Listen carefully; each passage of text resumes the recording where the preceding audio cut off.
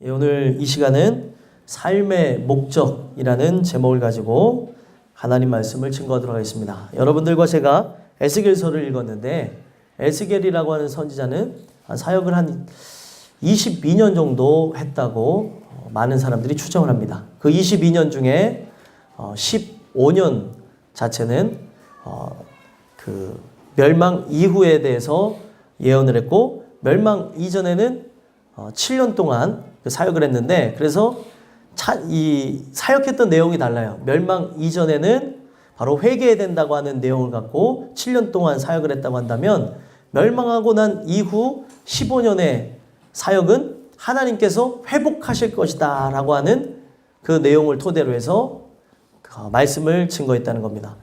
그 말씀을 증거하는 내용 중에 에스겔은 또 다른 선지서와 달리 특징을 볼 수 있는 게 상징과 그리고 이상과 비유를 통해서 말씀을 증거했다는 거예요.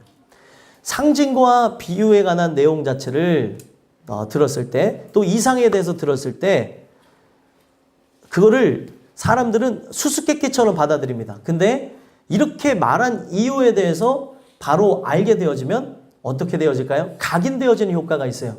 하나님 말씀은요, 비밀이라고 성경은 증거하고 있습니다. 근데 비밀과 같이 붙여져 있는 이 말씀이 바로 나를 위해서 증거되어졌고, 십자가 사역 자체가 온 인류를 향한 것이지만 나를 향하였다는 걸 깨닫게 되어질 때, 이 엄청난 비밀을 깨닫게 되어질 때 인간은 감격할 수밖에 없고 이거를 잊을 수가 없는 겁니다. 그래서 어떤 비유와 그리고 은유의 그 기법을 가지고 또 어떤 특징적인 이야기를 하게 되어지면 사람들이 더 각인되는 효과가 있다는 거예요. 바로 이 에스겔은 그런 기법을 토대로 해서 뭘 증거하기 위해서 그랬냐면, 하나님의 말씀이 효과적으로 들려지는 데 목적을 뒀다는 겁니다. 아예 그들 심령 안에 각인되어져서 영원토록 잊지 아니하고 그 약속에 의해 회복되어질 존재라는 걸 기억하라고 이 에스겔이 그런 특징을 잡아서 복음을 증거했다는 겁니다. 오늘도 저와 여러분이 이 에스겔서에 바로 비유에 해당되는 그 포도나무 비유에 대한 말씀을 토대로 해서 우리 자신들을 돌아다 보길 원하는데요. 제목이 무엇이죠? 삶의 목적입니다. 목적이 무엇이냐에 따라 우리의 삶이 나가는 바가 틀려요. 대한민국을 강타했던 목적이 이끄는 삶이라는 책이 있었어요. 스테디셀러라고 해가지고 엄청나게 많이 읽혔는데, 그 이유 자체가 뭐냐면 부패한 본성이 갖고 있는 마음과 그 책의 내용이 똑같은 거예요. 내 것을 버리지 않고 그대로 살아갈 수 있으니 너도 나도 40일이면 끝난다고 생각하는 거예요. 40일이면 우리가 주님의 것으로 그 주님을 기쁘시게 하는 삶으로 살아갈 수 있다고 하며 많은 사람들에게 각광을 받는 책이 되었습니다. 지금까지도 그렇게 사람들이 좋아하는 책이 되어졌는데, 그 책을 쓴 사람 자체가 반기독교적인 성향을 갖고 있어요. 미국에서는 정말 유명한 목회자인데 동성애를 찬성을 하고, 그리고 이슬람의 하나님과 바로 기독교의 하나님이 같다고 주장하는 사람에게서 나온 책이에요. 근데 그 책이 전 세계에 그렇게 불티나듯 팔려가면서 많은 사람들을 일깨우는데 일조했다는 거예요. 여러분들, 그런 사상을 갖고 있는 사람이 쓴 책이 온전하겠습니까? 온전하지 않아요. 그 책의 내용은 다 인본적인 내용으로 가득 차 있습니다.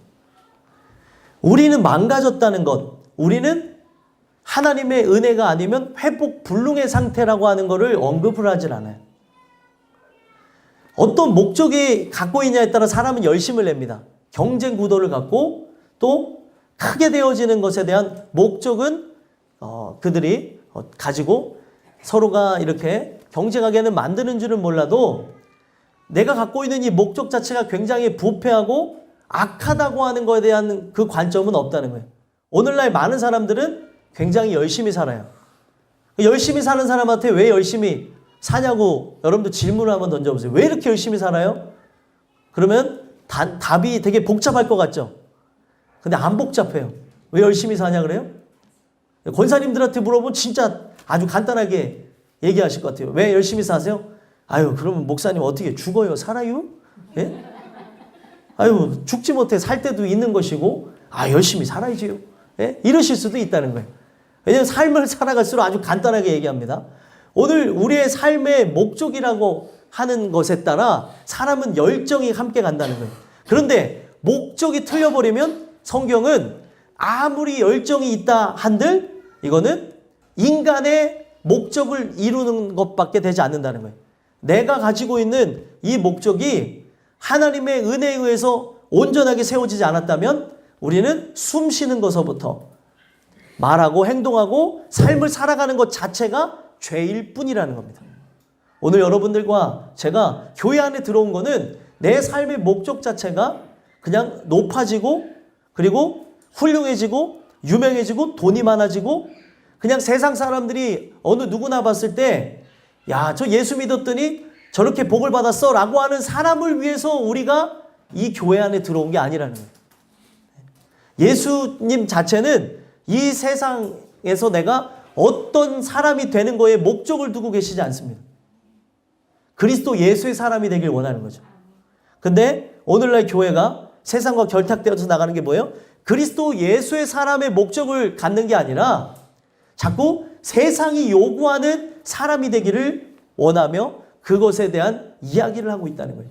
소망하게는 여러분들의 삶의 목적은 오직 주님을 증거하는 것, 주님을 높이는 데에 모든 의의가 있다는 것을 기억하시고 오늘 내 삶의 목적이 무엇인가를 살펴보시고 그 은혜 안에 진리 안에 다시금 세워져 나가고 하나님이 기뻐 받으시는 인생들이 되기를 간절히 소망합니다. 그래서 삶의 목적이라는 제목을 통해서 여러분들에게 3가지 말씀을 증거하고자 하는데요.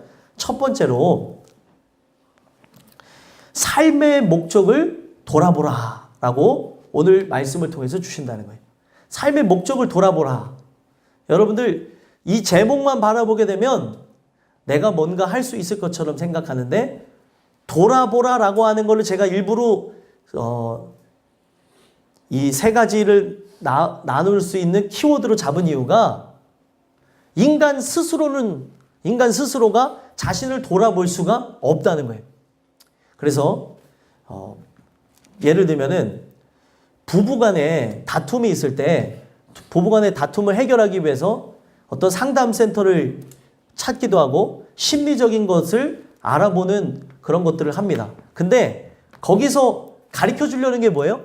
자기 자신을 못 보기 때문에 보게끔 해주는 겁니다. 그래서 그 센터를 갔다 오게 되면 어떤 일이 일어나요? 내 자신이 이렇게 못된 사람이구나, 편협하구나, 나라는 존재밖에 보지 못하는 거구나, 남편으로서, 아내로서, 또 내가 한 남자로서, 여자로서 굉장히 내가 문제가 있는 사람이구나 라는 거를 비춰주는 데 목적을 뒀다는 거예요. 그래서 서로가 배려를 해야 그 가정의 회복이 일어나니까 그런 상담센터를 찾는 사람들이 점점 많아진다고 합니다. 근데 제가 그 이야기를 들으면서 제가 그 어떤 프로그램을 하나를 봤는데 동물을 택해보라는 거예요. 동물. 여기에 뭐 여러 가지 동물이 있습니다. 남편이 택한 게 뭐였냐면 사자를 택하더라고요. 그리고 자기가 생각했을 때 자기는 사자고 그리고 자기 아내와 아이들은 아주 연약한 동물을 택하는 거예요. 그 왜 택한 이유가 뭐냐 했더니 항상 나는 으르렁거리고 바로 저들에게 위협을 가하는 존재라는 것을 이 동물을 통해서 다시 생각해 봤다는 거예요. 그러고 나서 자기를 돌아다 보니까 남편이 막 울더라고요. 또 아내도 자기도 이런 존재라고 하면서 동물을 택해가지고 서로가 그 서로에 대한 것을 보여주는 훈련을 했습니다. 제가 왜 이런 이야기를 드리냐면 사람은요 자기 스스로를 볼 수가 없어요. 눈이 바깥으로 나져 있잖아요. 눈이 내 안을 향해 있으면 나라고 하는 존재를 눈이 바깥으로 보고 나라고 하는 존재도 바라보면 좋겠는데 그게 안 되니까 거울을 통해서 나를 보죠. 근데 내 내면이라고 하는 존재를 비춰주는 거울이 없다면 어떻게 나라고 하는 존재를 보겠어요? 계속 이기적이고 그리고 오만하고 자기중심적인 생각을 갖고 살아갈 수밖에 없다는 겁니다. 그래도 다 자기가 잘났다고 하며 이야기를 하니까 다툼이 끊어지질 않는 거예요. 한 가정사에서 일어나는 모습 또한도 그런데 하나님이 우리 인생들을 향해서 가르쳐 주시고자 하는 게 뭐냐면 내가 바로 죄인이라는 것을 가르쳐 주시는 거예요. 죄인이라고 하는 것은 어떤 심리적인 도구를 통해서라도 어떤 우리가 알 수 있게 되어지는 세상의 그런 나 자신을 볼 수 있는 프로그램을 통해서 되는 게 아니에요. 오직 말씀의 빛을 통해서 비춰지지 않으면 우리라고 하는 존재는 알 수가 없습니다. 사람이 도덕과 윤리적인 측면에서 내 인성이나 또 내가 갖고 있는 그런 문제가 참 있어라고 하는 거를 어느 정도는 비춰줄 수 있는데 나는 완전히 부패해서 가망성이 없습니다라고 하는 거를 비춰줄 수 있는 그 어떤 프로그램이나 도구나 또 어떤 것들은 존재하지 않는다는 겁니다. 하나님의 말씀만이 나라고 하는 존재가 부패한 존재구나라는 것을 가르쳐 준다는 거예요. 여러분들 완전히 망가진 제품 자체를 조금만 고쳐서 쓴다고 한다 할지라도 여러분들 그게 시간이 지나면 또 망가집니다. 오늘 우리라고 하는 존재는 완전히 망가진 존재예요. 그래서 하나님이 우리 인간들 자체를 돌아보게 하지 않는다면 자꾸 나라고 하는 존재에 가능성을 부여한다는 거예요. 한번 해보자. 아유, 내일은 태양이 뜬대잖아. 다시 힘을 내보자. 할 수 있어. 인간은 자꾸 내가 의지할 만한 대상, 신뢰할 만한 대상, 나라고 하는 존재가 어떻게 하면 동기부여가 될지를 찾아요. 그래서 어떤 사람은 여행도 가고 어떤 사람은 먹는 거를 먹으면서 기분을 전환도 하고 그리고 우리가 뭐 옷을 사기도 하고 내가 좋아하는 물품을 사기도 하고 기분을 전환할 수 있는 내가 인생의 그 목적을 이루기 위해서 최선을 다해 나가는 데에 나 스스로에게 보상을 해주고 힘을 주는 거에 집중을 하며 나간다는 거예요. 여러분들 제가 지금 이 설교를 하고 있는데 제가 하는 이야기를 같이 이렇게 집중해서 안 들어오고 다른 생각하시면은 무슨 소리 하는지를 몰라요. 집중하면서 한번 들어보세요. 졸려올 수도 있지만 우리가 갖고 있는 삶의 목적이 어디를 향해서 나가냐는 거 돌아보지 않으면 이거는 변화라는 게 일어날 수가 없습니다. 근데 내가 돌아봐야지 결단해서 돌아볼 수 있나요? 내가 잘해야지 해서 잘할 수 있나요? 안 돼요. 그렇게 해서 해봐요. 서로에게 나오는 얘기가 뭐야? 너나 잘하세요. 어떤 유명한 배우가 그랬잖아요. 너나 잘하세요. 이러잖아요. 내 자신을 알라. 내 자신을 모르면서 암만 얘기해봐야 소용이 없습니다. 나는 완전히 가능성이 없는 존재. 근데 자꾸 사람은 뭐냐면 눈이 바깥으로 달렸기 때문에 남을 지적하고 변화하기를 요구하고 이렇게 해야 된다 저렇게 해야 된다고 하는데 자기 자신을 바라보지 않기 때문에 아무리 좋은 환경, 형편, 처지에 있을지라도 내 자신이 어떤 존재인지를 모르니까 행복하지를 않는 거예요. 예수로 인하여서 진정한 행복을 누려야 되는데 예수가 없는 것으로 아무리 좋은 환경에 있을지라도 행복하지 않습니다. 오늘 여러분들과 제가 이 주시는 은혜를 통해서 내 삶의 목적 자체를 돌아봤으면 좋겠어요. 성경은 삶의 목적 자체가 두 가지로 나눠집니다. 하나는 사망으로 나아가게 되는 육신의 삶의 목적에 대해서 얘기하고요. 하나는 바로 하나님의 뜻을 이루는 삶의 목적을 향해서 나간다는 거예요. 한 번도 생각해보지 않은 바가 되어질 수 있습니다. 내가 예를 들면 청소년기에는 어느 학교를 가야 되나, 어느 대학에 가야 되나, 아니면 어느 직장을 가야 되나, 나는 어떤 사람하고 결혼해야 되나 라고 할 때 이 모든 목적이 다 나에게 포커스를 맞추고 있습니다. 내 적성이 뭐지? 적성을 가지고 뭘 했는지는 생각은 안 하고 다 그렇게 생각하는 사람들이 많다는 거죠. 어른이면 또 어른 나름대로 마찬가지야. 나라고 하는 사람의 초점을 두고 나갑니다. 인생을 살아가는 이유와 목적이 뭐냐는 거예요, 도대체. 단순히 먹고 마시고 옷을 입기 위해서 존재하는 겁니까? 아니라는 겁니다. 오늘 우리 인생 자체는 하나님의 영광을 위해서 존재하는 거예요. 그래서 내가 가지고 있는 직업도 내가 어떤 사람을 만나는 것도 내가 취미를 가진 그 생활 자체도 그냥 모든 초점이 하나님의 영광을 위해서 나가는 거라는 거예요. 근데 나라고 하는 존재가 돌아보니 육신의 삶을 위해서 나에게 보상을 주고 나를 기쁘게 하고 나를 즐겁게 하고 나를 만족해 하는 데에만 혈안이 돼서 나간다는 거예요. 제가 그냥 하는 얘기가 아니라 예를 들면은 정규 직장에서 월급을 받아서 생활하는 사람들을 가지고 설문조사를 했는데 열심히 이제 돈을 번다는 거예요. 열심히 돈을 벌어서 뭘 하려고 하냐 그랬더니 여행을 가려고 돈을 번다고 그러더라고요.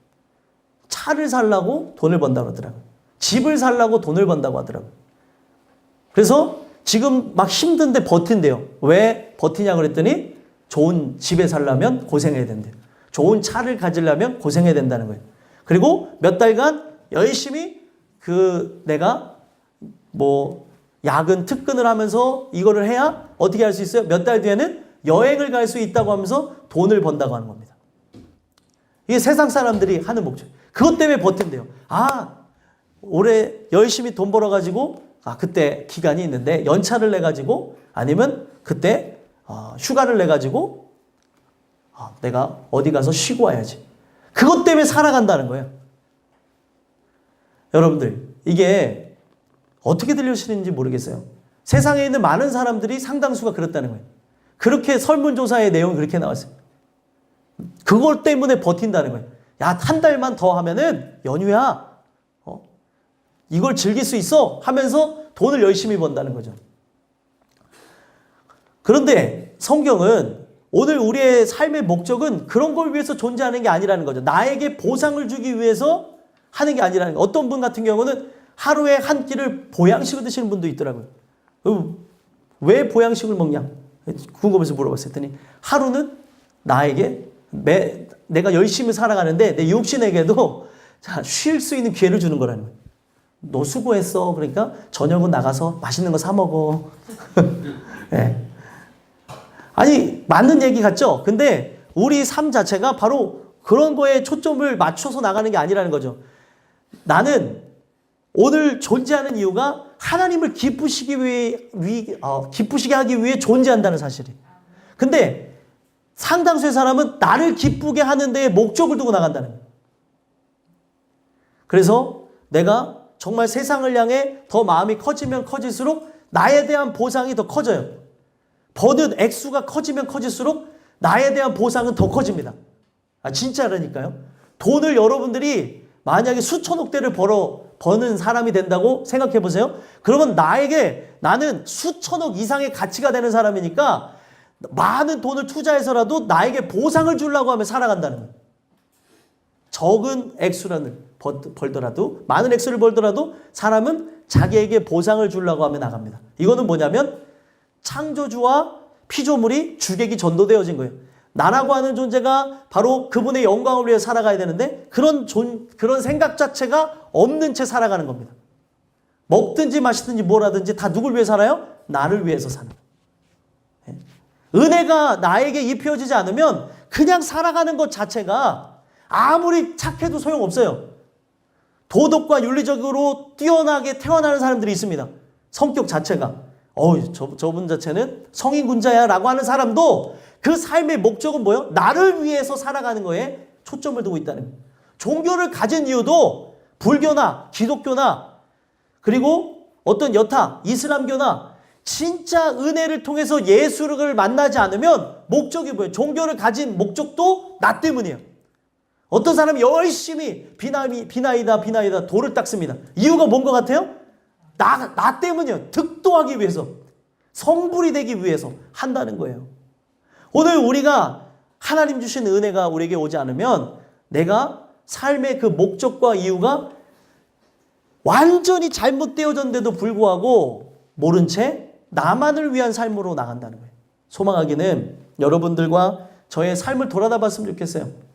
내가 어떤 삶을 살아가는지, 하나님의 영광을 위한 삶을 살아가는지, 아니면 나의 영광과 나의 기쁨과 나의 만족함을 위해서 오늘 숨쉬고 말하고 행동하고 또 우리가 이 사회생활을 하고 살아가고 있는지를 보셨으면 좋겠어요. 하나님이 우리라고 하는 존재는 죄인이라고 하는 걸 가르쳐주면서 죄인은 하나님을 기쁘시게 할 수 없다는 거예요. 그래서 나라고 하는 존재가 하나님이 바꿔주셔야 될 존재, 나의 그 모든 목적과 이유 자체는 세상을 향해서만 나간다는 거예요.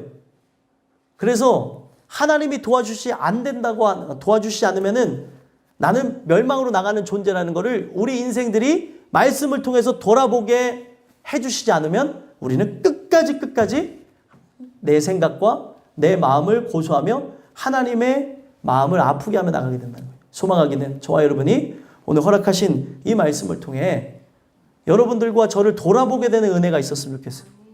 내가 밥을 먹으면서도 우리가 그냥 식사 기도 감사합니다. 이렇게 반복해 그러려고 식사 기도하는 거 아니잖아요. 네? 그렇죠? 식사 기도 애들 같은 경우는 창피해서도 잘 안 하더라고요. 식사 기도를 하는 그거 자체가 뭐 식사 기도를 해야 된다, 안 해야 된다, 뭐 그걸 얘기하는 게 아니에요. 오늘 나에게 진짜 내가 육신의 밥을 먹으면 생각해야 되는 게 뭐예요? 생명의 만나를 주신 것, 나에게 생명의 양식을 주신 걸 감사합니다. 오늘도 내가 살아갈 수 있는 힘과 능력을 이 음식을 먹을 때 공급받는 것처럼 내가 하나님 은혜를 공급받게 앞서서 그런 차원에서 식사 기도가 이루어져야 되는 거예요. 그냥 주문처럼 내가 그리스도인이기 때문에 억지로 먹는 게 아니라는 거죠. 이것도 누가 막 보고 있냐, 어디서 밥 먹냐에 따라 기도 시간도 더 막 어떨 때는 1초, 어떨 때는 3초.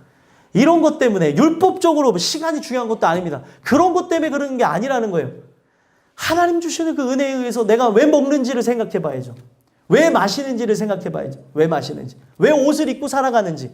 오늘 나는 왜 학교를 다니는지. 왜 출근을 하는지. 왜 가정에 나를 가장으로 세우셨는지. 아내로 세우셨는지. 나는 왜 또 자녀로서 태어났는지. 내가 오늘 뭘 하든지 간에 그 삶의 목적이 어디로 가는지를 돌아보지 않으면 그 육신의 안락함과 평안함과 쾌락을 쫓다가 멸망으로 나간다는 거예요.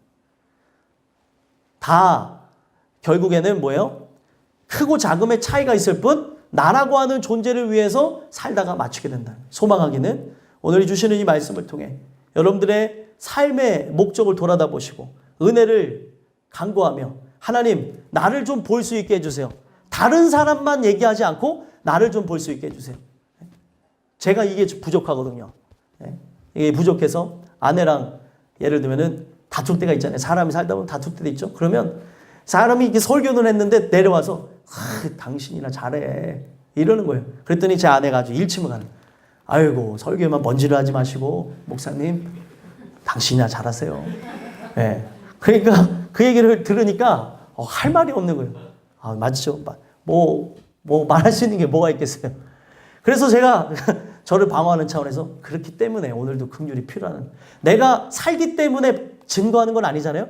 우리가 이렇게 나아가야 되는데 그렇게 나아가지 못할 육체 아주 고집과 아집에 꽉 차 있는 내 자신을 갖고 있기 때문에 오늘도 은혜가 필요하다는 바로 우리는 그 은혜를 아니면 살아갈 수 없는 존재라는 거예요.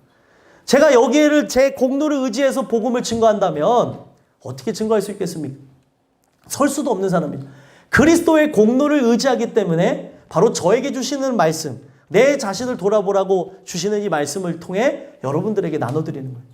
소망하기는 여러분들과 제가 인생을 돌아다보며 하나님이 주시는 이 말씀을 통해 다른 타인을 보기보다 내 자신을 돌아다보고 내 자신을 쳐서 복종하며 그의 기쁘신 일들을 행하며 나가는 주의 권속들이 되길 간절히 소망합니다. 두 번째로는 삶의 목적이라고 하는 제목을 통해 삶의 목적을 재설정하라 라는 말씀을 우리에게 허락하신다는 거예요. 삶의 목적을 재설정할 수 있습니까? 인간이 스스로가?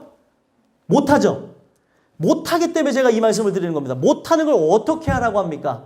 성경에 보면 어떻게 하여 구원을 얻습니까? 라고 빌립보 그 감옥에 있었던 그 간수장이 한 얘기가 있습니다. 어떻게 하여 구원을 얻습니까? 방법론을 물어봐요.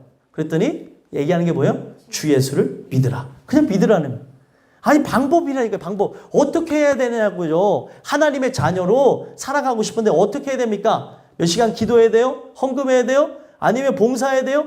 우리는 어떻게 해야 내가 그 만족감을 누리는 사람, 어떻게 해야 내가 이렇게 되어지는지에 대한 관심을 갖는데 성경은 어떻게가 아니라 믿음에 대한 얘기만 하고 있습니다. 오늘 우리 인간 자체는 내 스스로를 바꿀 수가 없어요. 재설정할 수 없습니다. 망가졌는데 어떻게 내 스스로를 고쳐나갈 수 있습니까? 요즘에 이제 나중에 나오게 되는 거는 이 AI가 발달해서 인공지능에 의해 자기가 자가 진단해가지고 뭐가 고장났는지 자기 스스로 고칠 수 있게 만든다고 하더라고요. 그런데 한 가지 못 고치는 게 있습니다. 뭐냐면 바이러스가 침투가 되어지면 고치지 못한다는 거예요. 그러니까 바이러스가 어떤 의미냐면 인공지능 자체가 예를 들면은 정신이 분열이 되어졌어요. 자기 자신을 못 보게 만들어졌어요. 그러면 고칠 수 있어요? 고칠 수 없어요? 고칠 수 없어요. 착각하는 거예요. 고장나서 예를 들면은 청소기가 그 청소기의 역할을 해야 되는데 고장나서 자기를 진단을 하고 고쳐야 되는데 안 고장났다는 바이러스가 침투하게 되어지니까 결국에 뭐예요? 계속 고장난 채로 살아갑니다.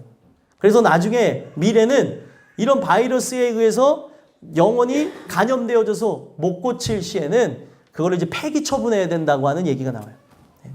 미래는 그렇게 바뀔 거라요. 스스로가 고치는 인공지능이 나올 거라고 합니다. 근데 그거를 어떻게 망가뜨려요? 바이러스가 침투해서 망가뜨리게 될 거라고 얘기해요. 바이러스 침투가 되어지면은 아예 가망이 없습니다. 마찬가지로 우리 인간 자체에 죄의 바이러스가 들어왔어요. 이 죄의 바이러스가 들어와서 나타나는 현상이 뭐냐면 나라고 하는 존재를 돌아보지 못하게 되어지는 거예요. 내 스스로가 결단하고 내 스스로가 의지력을 갖고 내 스스로가 바꿔나갈 수 없도록 만들어져 있습니다.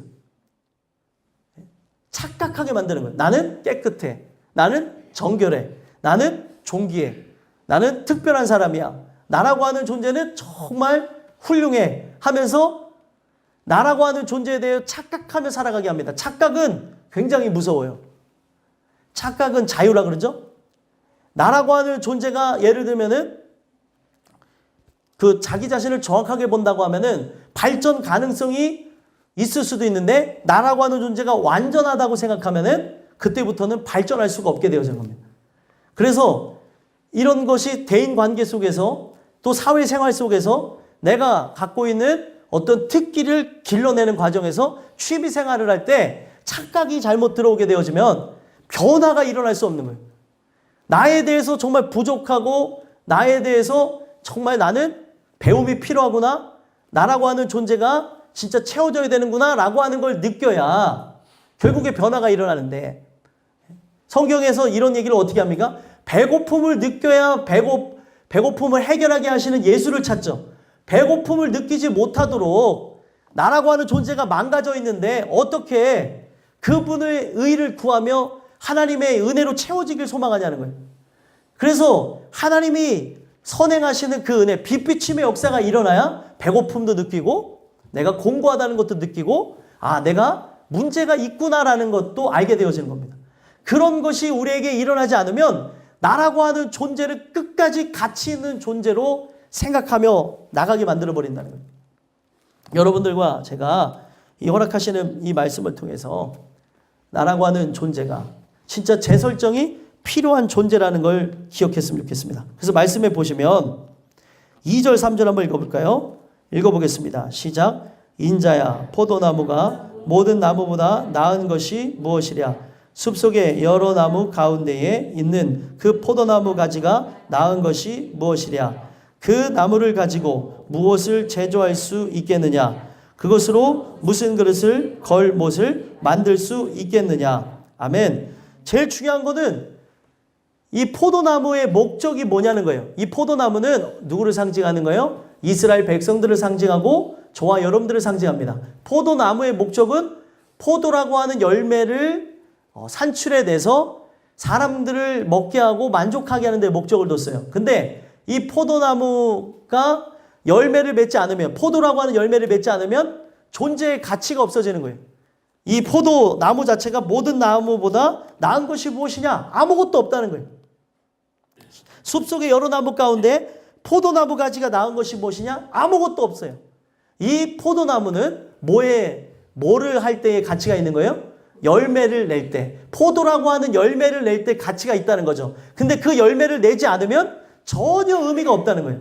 오늘 여러분들이 살아가면서 하나님의 은혜를 통해 성령의 열매를 우리가 내게 되어질 때 바로 성령의 인도하심 아래 예수와 결합되어져서 그 예수님으로부터 공급되어지는 은혜와 사랑을 통해 바로 하나님이 기뻐 받으시는 열매를 낼 때 나는 의미가 있는 것이지 그 열매를 내지 않으면 의미가 없다는 겁니다.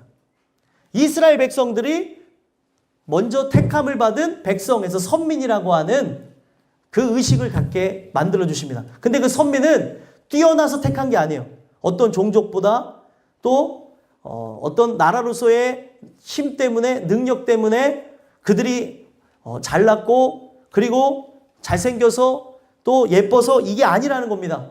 그들은 하나님이 택하신 존재로서 하나님이 주인 되어질 때만이 열매 맺는 존재, 하나님이 나의 전부가 되어질 때 의미 있는 존재를 만든 거예요. 그렇지 않으면은 세상 그 어떤 민족 중에서도 가장 초라하게 만들었습니다.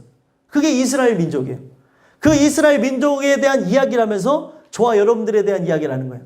교회 안에 들어온 자들은 하나님의 백성으로서 하나님이 나의 주인 되어질 때만이 아름다운 자로서 분류가 되어질 수 있다는 거예요. 하나님이 나의 주인 되어지지 않으면 우리는 세상 앞에서도 우리가 내세울 수 있는 게 아무것도 없다는 거예요. 하나님이 기뻐 받으시는 열매를 낼 때만이 저와 여러분들 자체가 바로 세상에서 가치가 있는 존재가 되어진다는 거예요. 여러분들보다 키 큰 사람도 많죠. 그리고 힘 있는 사람도 있죠. 또 예쁜 사람도 있고 멋있는 사람도 있고 능력 있는 사람도 있고 우리랑 비교했을 때 뛰어난 존재들이 있다는 거예요. 우리가 예수를 믿는 거는 그 예수님을 통하여서 하나님을 기쁘시게 하는 데 목적을 뒀습니다. 그래서 오직 우리는 그 은혜를 통해서 나라고 하는 존재가 하나님을 기쁘시게 하는 데에 목적을 두고 있다는 하나님의 그 은혜를 통해 나의 생각, 나의 마음을 완전히 부패해서 새로운 설정이 나에게 일어나지 않는다면 하나님의 인도하심 아래 재창조, 새롭게 창조가 되어지는 일들이 일어나지 않으면 가능성이 없는 존재라는 걸 가르쳐줘요. 은혜가 우리에게 와야 그 은혜를 우리가 받아야 우리는 가치 있는 존재가 되어지는 겁니다. 그래서 이 포도나무에 대한 이야기를 하시면서 우리가 실제로 재설정되어지지 않으면 열매를 맺는 그런 존재가 되지 않으면 어떻게 되어진대요? 가치가 없는 존재로서 열매 맺는 게 목적인데 열매를 못 맺으니까 어떻게 되어져요? 4절 한번 읽어볼까요? 읽어보겠습니다. 시작. 불에 던질 땔감이 될 뿐이라. 불이 그 두 끝을 사르고 그 가운데도 태웠으면 제조에 무슨 소용이 있겠느냐. 아멘. 불에 던질 땔감만 될 거라는 거예요. 불에 던질 땔감. 의미가 없는 존재라는 거죠. 열매를 맺는 데 목적을 두고 하나님이 나를 이 땅에 보냈는데 근데 열매 맺어야 될 존재가 열매를 맺지 않으니까 어떻게 하신다는 거예요? 그냥 불에 던진다는 거예요. 이건 뭐 이쑤시개도 만들 수도 없고 이 포도나무 자체가 탄성이 없어가지고 어떤 그릇도 못 만들고 또 그 그릇을 걸 만한 못도 나무 못도 만들지 못하게 되어지니까 결국엔 뭐예요? 땔감으로밖에 안 쓴다는 거예요. 화력도 그렇게 좋은 나무가 아닙니다.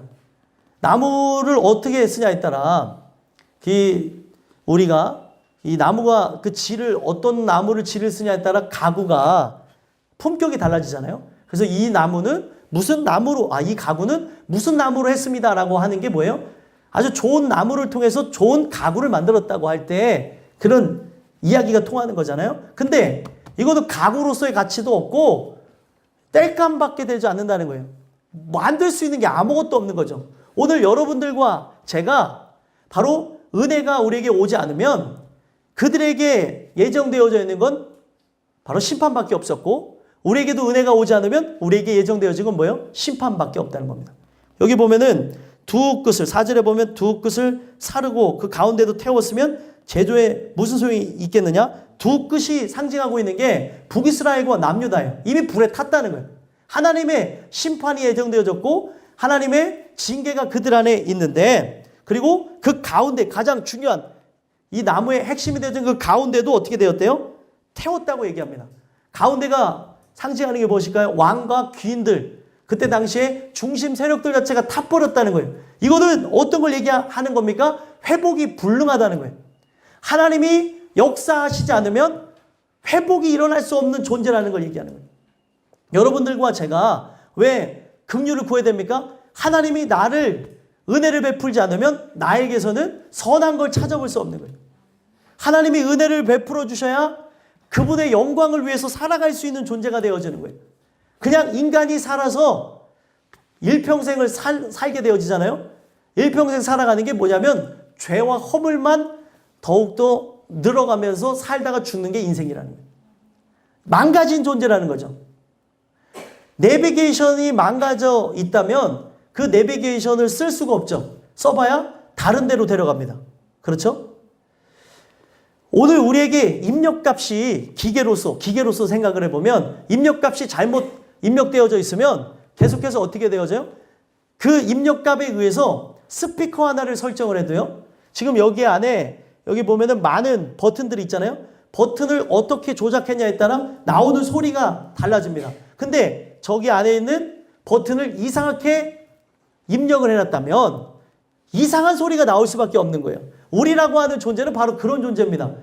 이상한 소리를 낼 수밖에 없게끔 망가져 있는 거예요. 그래서 기술자가 되어지는 창조주가 고치지 않으면 이 세상에 그 상품으로서의 가치가 떨어진다는 거죠. 하나님의 자녀로서의 가치가 없게 되어지는 거예요.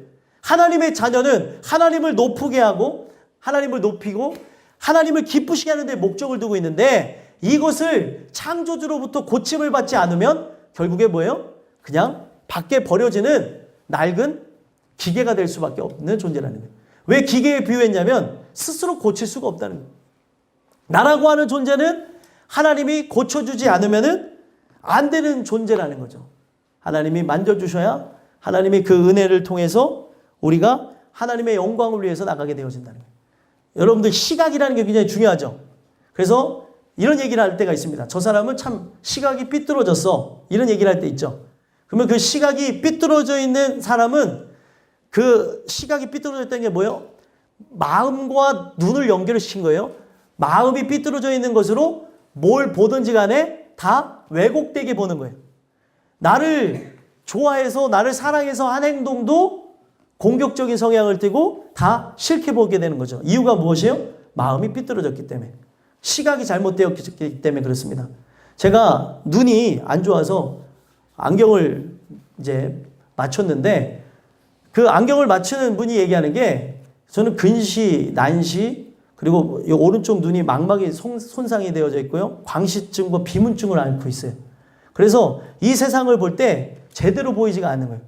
근데 조금이라도 도움을 줄 수 있으면 안경을 써보시는 게 어떠냐는 거예요. 제가 불편해서 아내도 이제 저 사람이 그럴 나이가 아닌 것 같은 노안이 와가지고 안경을 맞추러 같이 갔는데 그러면서 제가 눈이 너무 불편하게 살아가니까 상담을 잠깐 한 거예요. 그랬더니 그 사람이 조금이라도 도움이 되신다면 안경을 쓰시는 게 낫지 않겠습니까? 하면서 검사만 해보자고 하면서 했는데 안경을 오히려 써야 된다면 제가 더 안경을 더 쓰기에 더 급한 사람, 더 급한 사람이라고 얘기하더라고요. 어떻게 그렇게 사냐는 거예요. 낮에도 빛에 대한 공포, 밤에도 빛에 대한 공포, 빛이 다 퍼져 보이거든요. 이게 사물을 볼 때도 이렇게 찌그러져 보이고. 근데 그렇게 살다 보니까 그냥 그런 줄 알았던 거죠. 그런데 안경을 쓰고 봤더니 야, 세상이 이렇게 밝은 거구나. 세상이 이렇게 좀 퍼져 보이는 게 아니구나. 지금도 이 빛이 다 퍼져가지고 뿌옇게 보이거든요. 그리고 광시증이라는 건 빛에 의해서 구토나 그리고 어지럼증을 유발하는 거고요. 비문증이라는 게 막 파리가 막 날아다니는 그런 질병을 앓고 있는 거죠. 이거 고칠 수 있는 방법이 없는 거예요. 근데 안경을 조금이라도 쓰게 되면은 조금이라도 도움이 된다고 해서 써봤더니 내 시각이 얼마나 왜곡되어졌는지를 알게 되어지더라고요. 제가 눈이 여기가 찌그러져서 보인다 그랬잖아요. 저는 굉장히 제가 날씬한 줄 알았어요. 이쪽 눈으로 보는 제 자신을 많이 봐서 그런가 봐요. 그래서 와서 이렇게 얼굴이 이렇게 말랐어. 근데 안경을 써서 봤더니 얼굴이 이따 말았더라고요. 그래서 사람들이 나보고 만두, 호빵, 우리 꼬맹이들 보면 여기 있는 여기 뭐 동그란 거 좀 빼라고 그러고 우리 꼬맹이들 쫓아다니면서 어떻게 여기가 동그랗게 돼요 그랬는데 안경을 쓰고 보니까 되게 못났더라고요. 이렇게 다시 한번 생각을 한 거예요. 야, 이렇게 보는 나를 너무 만족하고 살았구나. 이렇게 해서 보게 되면은 우리 박 목사님이 굉장히 말라 보이거든요. 이렇게 왜소해 보이고. 근데 이렇게 보게 되면은 이게 풍채가 좀 좋아 보여요. 예. 근데 제가 그걸 모르고 살았던 거죠. 내가 갖고 있는 시각이 이렇게 왜곡되어진 걸 모르는 거예요. 그래서 사실은 새로운 눈을 갖고 싶은데 가질 수가 없으니까 안경이라고 하는 걸 통해 교정을 하고 새로운 눈을 가진 것처럼 만드는 거잖아요. 마찬가지입니다. 우리의 눈 자체는 왜곡되어졌어요. 성경에 얘기하는 것. 우리가 마음이 허망해져서 우리의 눈이 어두워졌다고 얘기합니다. 그래서 이 세상을 바라볼 때 다 삐뚤어진 시각으로 보는 거예요. 나 중심적으로 보고 자기만 잘났다고 하고 자기 외에는 다 틀린 것처럼 얘기합니다. 저만 그러는 거 아닐 거예요. 아마 보면 나는 항상 잘났어 막. 그냥 뭐 하면은 다 잘났고 남은 다 못났다 그러고 인간이 갖고 있는 시각이 그렇게 왜곡되어져 있는 거죠. 은혜가 우리에게 오지 않으면 삐뚤어진 시각, 그 삐뚤어진 시각을 갖게 만드는 그 마음, 그 눈 자체가 하나님이 주시는 은혜가 오지 않으면 계속 시각이 삐뚤어진 것으로 잘못된 길을 가게 되어지고 잘못된 걸 품게 되어지고 하나님과 거스르게 되어지는 대항하는 존재가 되어진다는 거예요. 오늘 우리가 그가 은혜를 통해서 우리 인생들 자체를 다시 재설정해 주시지 않으면, 재창조해 주지 않으면 우리는 하나님과 정면으로 대항하며 죽음으로 나가는 존재가 될 수밖에 없다는 거예요. 자, 우리 인생 자체를 어떻게 표현하냐면 5절 한번 읽어볼까요?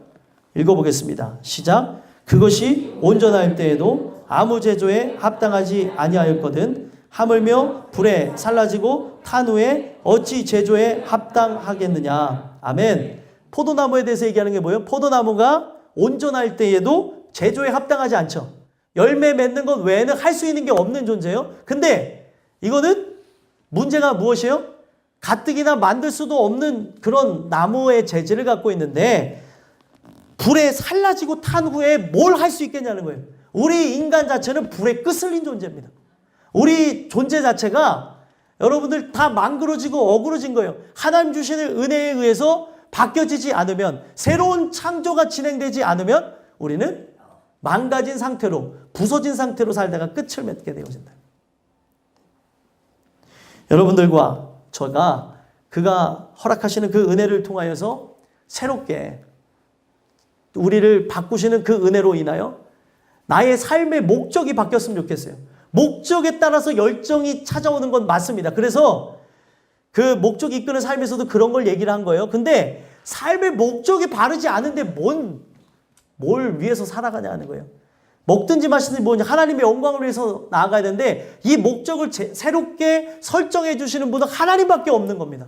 나의 결단과 의지에 의해서 되어지는 게 아니라는 거죠. 오늘도 그 은혜를 간구하심으로 우리에게 이와 같은 놀라운 역사가 있게 되기를 간절히 소망합니다. 마지막 세 번째로 삶의 목적을 통해서 우리가 어떤 말씀을 주시냐면 삶의 목적을 이루라라고 말씀하십니다.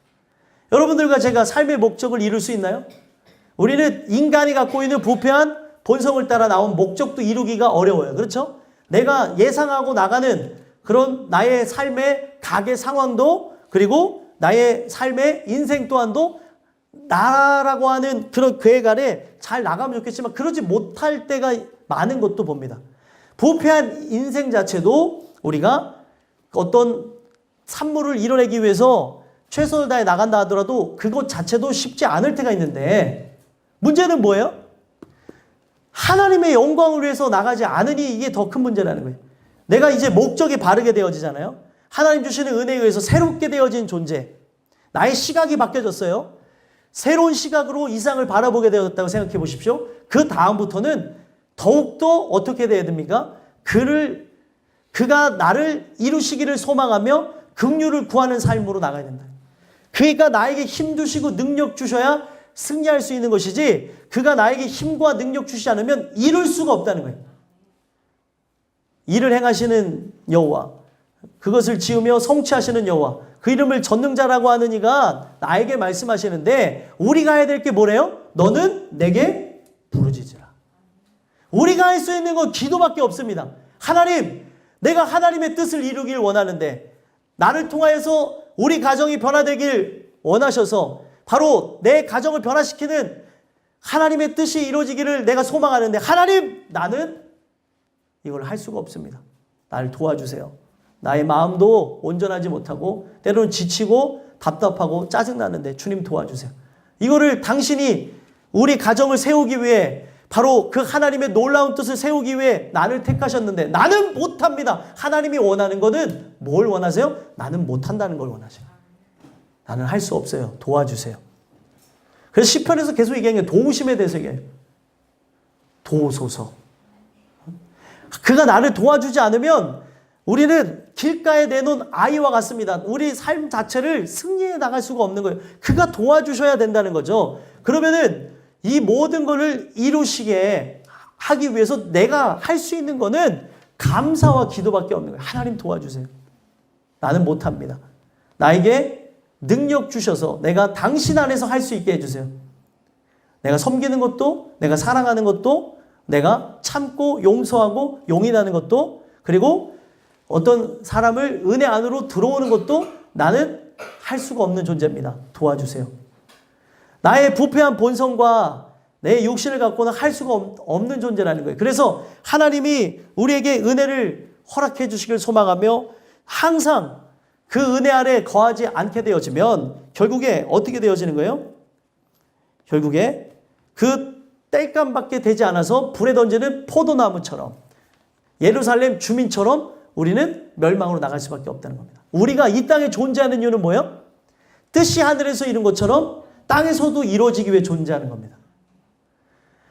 하늘과 땅의 그 모든 권세를 갖고 예수님이 이 세상에 하나님의 뜻을 이행하시면서 십자가에 죽으시고 하나님이 그의 공로를 아름답게 보시면서 그를 부활하게 하시고 승천하게 하신 것으로 하늘의 뜻은 이루어졌어요. 그 하늘의 뜻이 나에게 이루어져야 되는 거죠. 내 마음의 땅에 이루어져야 되는 거죠. 성령의 도우심을 구하지 않으면 이루어질 수가 없는 겁니다. 내 마음 자체가 지켜져야, 내 마음 자체가 온전해야 주님의 뜻을 할 수 있는 거예요. 내 마음을 그가 붙잡아 주시지 않으면 어떻게 해요? 오늘 아침에는 하하호호하고 행복하고 내가 주의 길을 걸어간다면 좋아했는데 점심 지나가고 저녁 되어지면은 먹구름이 들이오는 것처럼 그런 의지와 생각 자체가 다 없어지는 게 인간입니다. 아유, 뭘 해, 나 같은 게 됐어. 오늘 여러분들과 제가 하나님 주시는 은혜가 아니면 그의 뜻을 이룰 수가 없어요. 내 마음 자체도 지킬 수가 없는데 내 감정 자체도 일정하게 갈 수 없는 게 저와 여러분인데 어떻게 그 놀라우신 하나님의 뜻을 이룰 수 있겠습니까?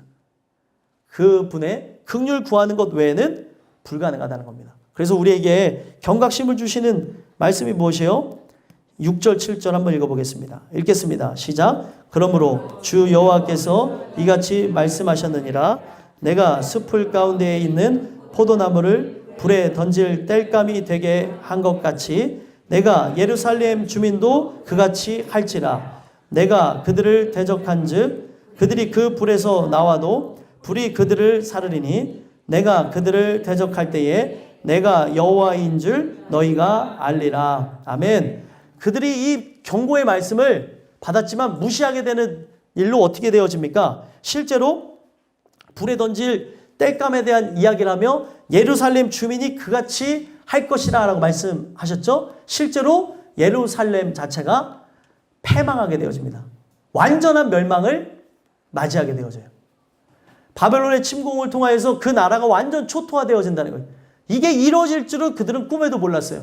하나님이 이것을 얘기하신 것은 어떤 이유예요? 우리 또한도 마찬가지입니다. 내가 하나님의 뜻을 이루지 않고 나간다면 삶의 목적과 이유가 되시는 바로 예수 그리스도를 위한 삶으로 우리가 나가지 않는다면 우리의 삶 또한 예루살렘 주민이 그렇게 되어진 것처럼 우리 또한 불에 던져질 거라는 걸 얘기합니다. 그리고 불에 던져져서 그들이 자기의 어떤 방법을 가지고 우리의 삶에 찾아오게 되는 재앙 그리고 고통, 괴로움들을 피하려고 나간다 할지라도 7절에 얘기하는 게 뭐예요? 그 불에서 나와도 불이 어떻게 한대요? 그들을 사르리니 끝까지 쫓아가서 우리를 살라버린다는 거예요. 이유가 무엇입니까? 내 의를 강조한 거예요. 하나님의 도우심, 하나님의 일하심, 하나님이 존재해야 될 그 가치를 내가 없어지게 한 것으로 하나님은 나를 멸망시킨다는 거죠. 오늘 이 허락하시는 말씀을 통해 여러분들과 제가 하나님을 대적할 때에 여호와인 줄 알게 되는 게 아니라 여러분들 하나님 말씀을 통하여서 바로 여호와 하나님이 어떤 분인지를 깨닫고 그분께 순복하며 나가는 존재가 됐으면 좋겠습니다. 이미 대적하게 되어짐으로 심판을 받을 때 여호와인 줄 아는 것은 늦은 거죠. 회개할 기회를 얻지 못하는 겁니다. 오늘 우리의 인생이 끝나기 전에 나라고 하는 존재가 하나님의 은혜에 의해서 새롭게 되어지지 않으면 가망이 없는 거예요. 그의 뜻을 이루기 위해서 저와 여러분들을 부르셨습니다. 그래서 하나님이 나라고 하는 존재를 행하게 하기 위해서 이루시기 위해서 하시는 하나님의 방법이 마지막으로 뭐냐면 8절입니다. 8절에 보니까 내가 그 땅을 황폐하게 하리니 이는 그들이 범법함이니라. 하나님이 그 땅을 황폐하게 하고 그 땅에 징계의 역사가 일어날 것이라는 거죠. 근데 그 땅에 징계가 일어나는 걸 통해 어떤 일이 일어나는 거예요? 이 징계라고 하는 거는 성경에 보니까 하나님이 경작하시는 거예요. 돌과 엉겅퀴와 더러운 곳이 가득한 오물이 있는 그 땅을 갈아엎으시는 거죠. 그래서 하나님의 진리 위에 서 있지 않는 자들, 은혜로 살아가지 않은 사람들 자체는 결과적으로 어떻게 하게 만들어버리는 거예요? 다 뽑아서 불에 던지는 겁니다. 근데 그런 상황 속에 회개하고 은혜를 구한 자들은 하나님께서 남겨주셔서 보호하시고 인도하셔서 승리케 하게 되어진다는 거예요. 그때 당시에 바벨론으로 포로로 붙잡혀간 사람들은 어떤 사람이었냐면 이게 내 죄입니다 라고 항복한 사람들이 포로로 붙잡혀 가게 되어졌다는 거예요. 치욕스럽죠. 민족성까지 버려가면서 이방 민족에게 고개를 조아린다고 하는 것은 그들은 차라리 죽는 게 낫다고 말하는 민족입니다. 근데 이게 내 죄 때문에 그렇습니다라고 항복하라고 예레미야를 통해서 에스겔을 통해서 얘기한 거예요. 근데 그런 자들, 내 자존심을 내려놓고 나의 죄 때문입니다 하면서 항복하고 나간 자들은 결국에 어떻게 되어집니까? 다시 70년 뒤에 돌아와 그 땅을 회복시키게 되어지는 하나님의 약속을 이루는 존재가 되게 하신다는 거예요. 오늘 여러분들의 삶에 하나님이 회복을 하게 하실 때 반드시 먼저 뭐가 일어나요? 징계가 먼저 일어납니다. 나라고 하는 존재가 하나님 앞에 돌아오게 하기 위해 그 땅이 황폐해져 가고 인간 자체의 사건과 사고와 문제 중심 안으로 고통 중심 안으로 들어가게 하실 때가 있어요. 왜 그러냐면 나라고 하는 존재가 회복되어져야 되기 때문에 거기서 하나님을 바라보라고 하는 차원에서 하나님이 이런 일들을 진행하신다는 겁니다. 오늘 허락하신 이 말씀을 통해 이루시는 분은 하나님이세요. 내가 이루는 게 아닙니다. 나의 인생의 구원뿐만 아니라 우리 가정의 인가기도, 내 사랑하는 이들이 하나님의 백성으로 세워지는 것도 다 그분의 몫이에요. 그래서 우리가 할 수 있는 게 뭐예요? 기도입니다. 기도. 하나님 도와주세요. 당신이 나에게 힘과 능력 주시지 않으면 안 됩니다 라고 하며 긍휼 구하며 하나님을 찾는 이들에게 하나님이 그 일을 이루시고 행하시는 걸 보여주시겠다는 거예요. 자신의 이름을 걸고 행하시는 걸 보여줍니다. 그 이름을 전능자라고 하는 이가 이같이 말씀하신다는 거예요. 전능자가 오늘도 과거에만 말씀하신 것이 아니라 우리에게 이 말씀을 주시며 너의 삶뿐만 아니라 우리의 가정의 삶 그리고 우리 사랑하는 지인들의 삶을 바꾸시겠다고 말씀하시고 내가 할 수 있는 게 뭐예요? 그분을 의지하는 것밖에 없습니다.